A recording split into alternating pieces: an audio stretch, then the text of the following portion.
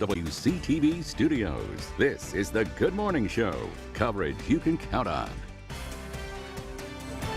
Matthew meets Florida. A live look this morning at the East Coast as rain, wind, and surf are pounding beaches there. But we have the very latest from the shores. And happening now, Florida's EOC is tracking Matthew from its Tallahassee headquarters. We'll have a live report as state officials coordinate their response efforts. Matthew is now bearing down on Florida this morning. The storm was downgraded to a Category 3 storm overnight. But it is still a very powerful hurricane. 2 million people along the East Coast have been told to head inland. Well, we head to Orlando this morning, where CBS News' Marley Hall has been covering this story all night long. She joins us now with the very latest on the life-threatening storm. And Marley, what can you tell us about the latest conditions there? Matthew is expected to come ashore or very close to it later today, and the Florida coast is bracing for a long day of punishing wind, rain, and storm surge. Overnight, the outer bands of Hurricane Matthew began pummeling the Florida coast with unrelenting rain and roaring winds.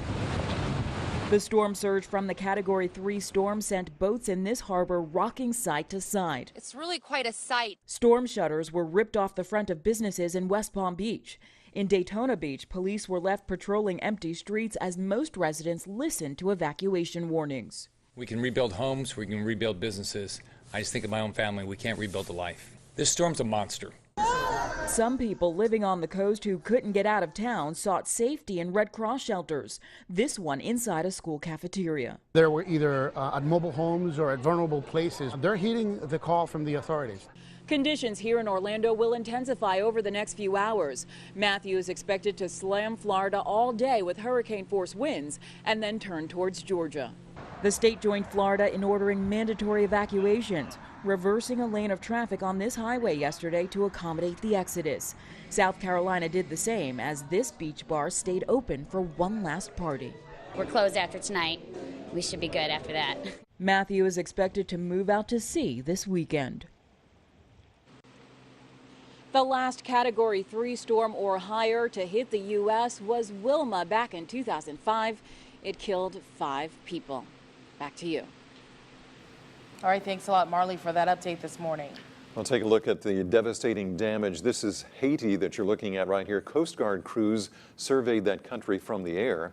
Well, at last report, Haitian officials say 283 people have been killed in the hardest hit areas. Heartbreaking to see those homes destroyed as well. The Coast Guard also reporting major flooding and road damage. Well, it's time to check in now with Brittany, who's been tracking that storm as well. And Brittany, I guess we're seeing a better scenario than we had thought with this storm. How's it looking right now? Well, yes, that's correct. What we are trying to hope for at least is that we want this center of Matthew to stay offshore and stay as far east as possible because, of course, that will keep most of the effects of Matthew, those high winds and also those heavy rains, away from us. Right now, it's still a Category 3 hurricane with maximum sustained winds at 120 miles per hour. And is it still expected to move along the coastline, but not quite making its way onshore. So this trend a little bit more to the east as of 5 a.m. from the National Hurricane Center. By 2 p.m. this afternoon, winds will still be maxed out at 115 miles per hour, but notice it is expected to take that northeast turn as it approaches the coast of Georgia and even towards the Carolinas, weakening even further. Right now, though, Matthew is just the center of Matthew off the coast, about 40 miles off the coast of Melbourne, Florida, and that's where the center of circulation is. But some of its higher winds, wind gusts also starting to make its way closer to the coast near Cape Canaveral and near Titusville. So that's where the winds are picking up. It is fairly isolated as far as those hurricane force wind goes all along the east coast. Effects for us locally, we're not seeing any right now. Instead, just some cloud cover. A few showers are going to start to build in from the east later on today, but we're not going to see extreme effects from Matthew. Instead, wind gusts around 20 to 25 miles per hour possible off and on, and some off and on showers too. So we are going to keep an eye on Matthew, hoping that it does keep that eastward trend. And remember, the further east it goes, the less of an impact we have here. And so far, impacts locally through North Florida and South Georgia are minimal. We'll have a local forecast coming up in a bit. All right, thanks a lot, Brittany, for that update. Well, the storm, of course, right now in full force off the Florida coast, and many have already fled the east coast of the state. They're expecting whipping winds and significant storm damage from Matthew. Our meteorologist Rob Nucatola traveled to Cocoa Beach yesterday. He now joins us with team coverage from Daytona Beach this morning.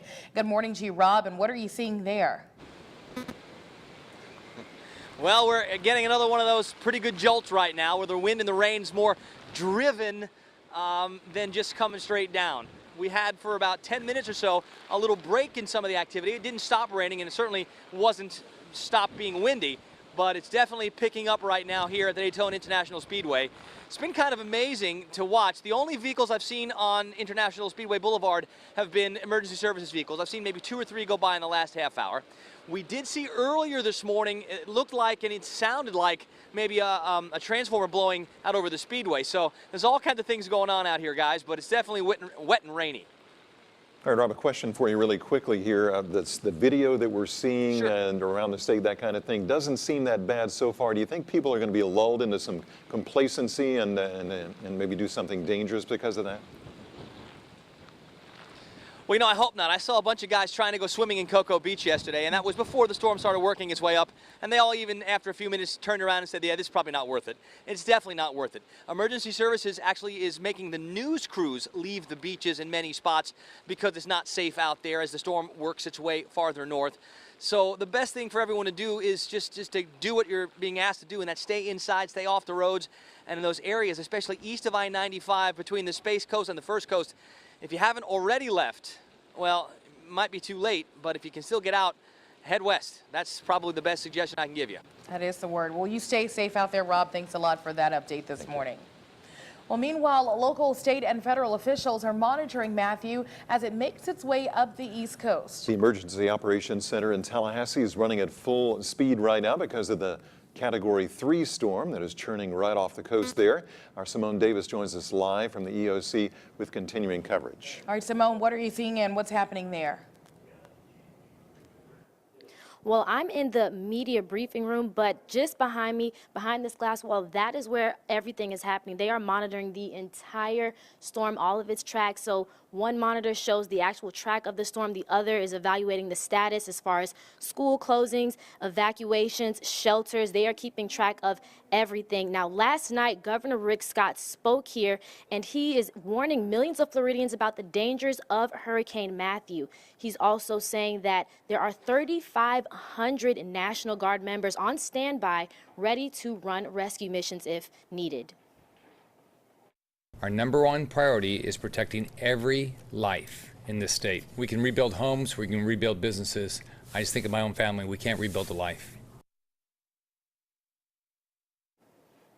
Now, as of Thursday, there are 130 shelters across the state. And so he's saying if you need some place to stay, please evacuate and go to these shelters. Now, of course, they are going to be monitoring here at the EOC. They will be monitoring this storm the entire way through. And as we get more information, of course, we will be sure to let you guys know. For now, live in Tallahassee, Simone Davis, WCTV Eyewitness News. All right, thank you very much, Simone. We appreciate that. It's going to be a busy time for those folks down there pretty much all day long. Yes, it will. And Brittany here now, and it looks like that storm really staying off the coast, which is really good news for all those areas. Yeah, that's what we need to see, especially when it comes to these hurricane force winds and impacts. That's going to stay very close to that center of circulation, to that eye of the storm. And notice you can see that eye on the bottom of the screen there starting to make its way up near the Space Coast, still offshore and expected to remain that way. So more good news for us locally. We just have some clouds, still cloudy outside, and a few of those showers starting to inch in from the east. That's basically what we're going to see today, some on and off periods of showers. But as far as high winds go, we're really not going to see too much of that. We're instead going to see winds around 20-25 miles per hour. So more of that good news for us. Of course, we're going to have the latest update on Matthew coming up in a few minutes.